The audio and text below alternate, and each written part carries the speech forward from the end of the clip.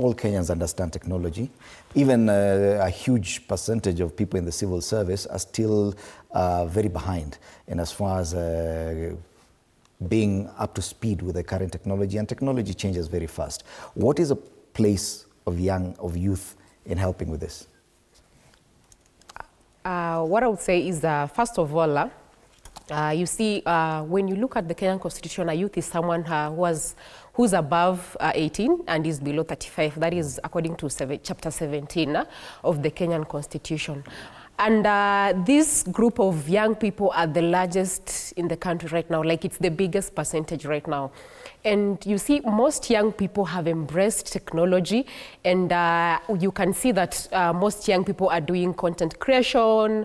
They are actually doing digital activism. They are using this technology to ensure that information is reaching their fellow youth.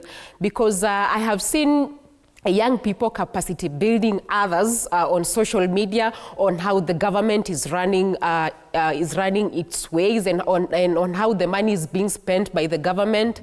So technology has really helped the youth to ensure that they have really a good approach on how to ensure that this government is put into accountability.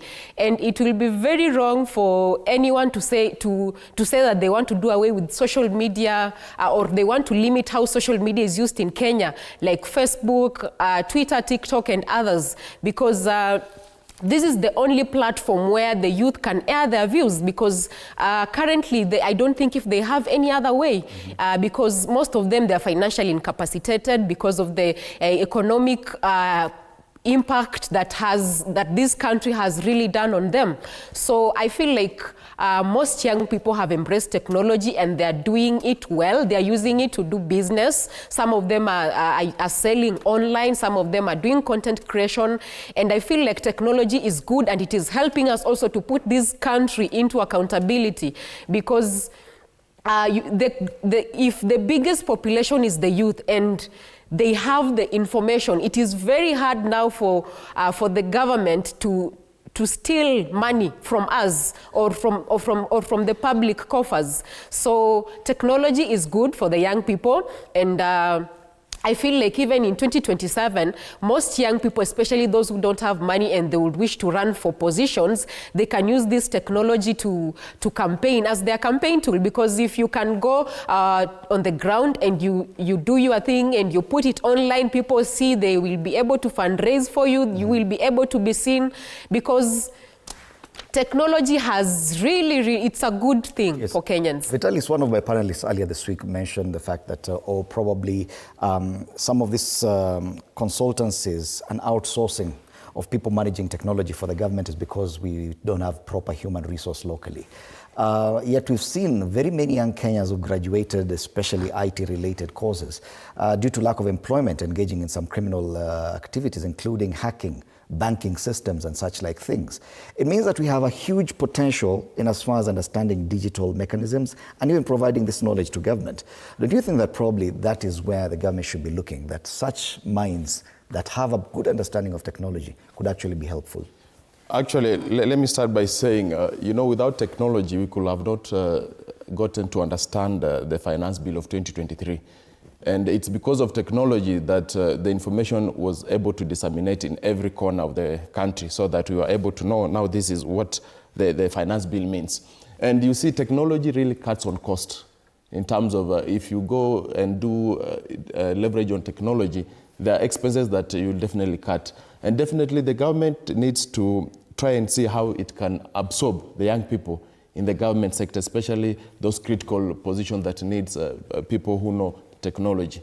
So the crime scenes that have been committed by young people is because of the unemployment, and also hearing about many scandals that they go unaccounted for. That's what makes young people to try and see other means of trying to make their ends meet.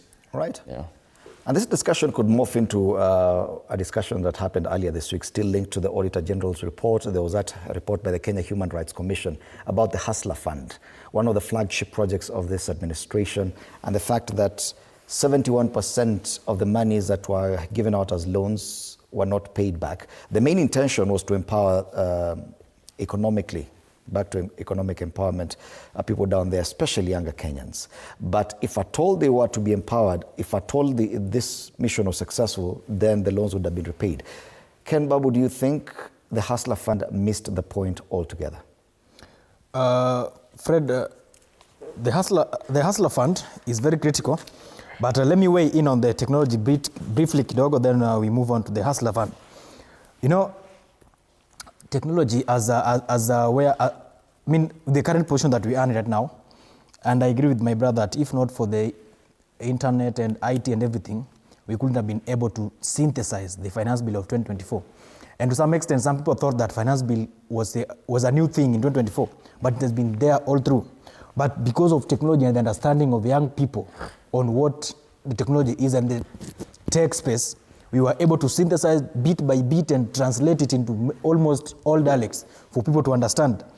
And then if you look at the X spaces and the meetings that the youth and Gen Zs conduct nowadays, it's always on media, IT. You don't have to meet, you have to converge physically.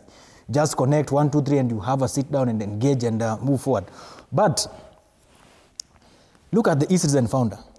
It's a young man. M-Pesa founder. Those are young people. It shows you that the youth have got enough brains to propel this country to the next level. But why is the government outsourcing other consultancy agencies, which to some extent are not even Kenya-based, to come and do these things? Because of the intentions to steal from the public. Look at that. The dubious means and put their ways in between, so that when that money comes in, they can easily divert it to their own and personal accounts. That's something that we must look into. 75% of the country are young people, and half of this percentage are people with clear information on IT. So then the government of Kenya must understand that we have enough youth capacity to run this country in terms of technology, economic progression, political stability in each and every spectrum.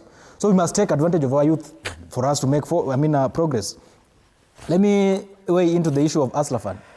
I've had issues with this Hustler Fund from the onset. Because if they are saying that they give you 500 shillings, and if you borrow 500 shillings, you get 475. Already 25 shillings have been deducted for transaction.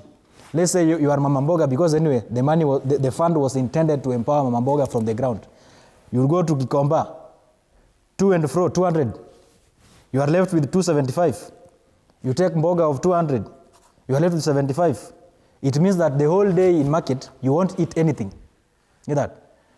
How much are you going to get from 200, a capital seed of 200, for you to come back and pay Hustler Fund of 500 shillings and go back to the market again? So you see, there's no impact of this fund to the ground, to the intended person. Get that? And then the government says that they've been able to disburse about 6 billion. But the question is, who are the beneficiaries of this money? Who received the money? Get that? Because they are saying that they've disbursed 6 billion, but there is no impact on the ground. There's nobody who can say that I took this loan and this is my business progression as far as Hustler Fund is concerned. So the question that we are asking, where is the impact of this money? And two, where is the source of the Hustler Fund? Because we've not been told that this money was collected from somewhere and then put in the Hustler Fund account and now being distributed. We do not understand the source of it. Who owns Hustler Fund accounts? Who is running the accounts? See, those are the questions that we are asking. Because to some extent, just like SHA account and now eCitizen, Hustler Fund accounts must, to some extent, it's being managed by individual. It's an individual property. So I tend to believe that this is a conveyor belt for somebody to either clean their money or to steal from the public and pass it through Hustler Fund and get back to their accounts. So those are critical questions that we are asking. Impact of the fund. Number two, what is the source of this fund? Number three, who are the managers of the account? So that we get to know that if this money is coming from the exchequer, maybe, we know that these are the managers of the account and this is the progression flow of the finances. And then we want to see the impact. You cannot say you've issued out more than 6 billion, but out of 53 million Kenyans, nobody has come out and said that this is the progression impact of this money as far as my business is concerned. All right. With the repayment, poor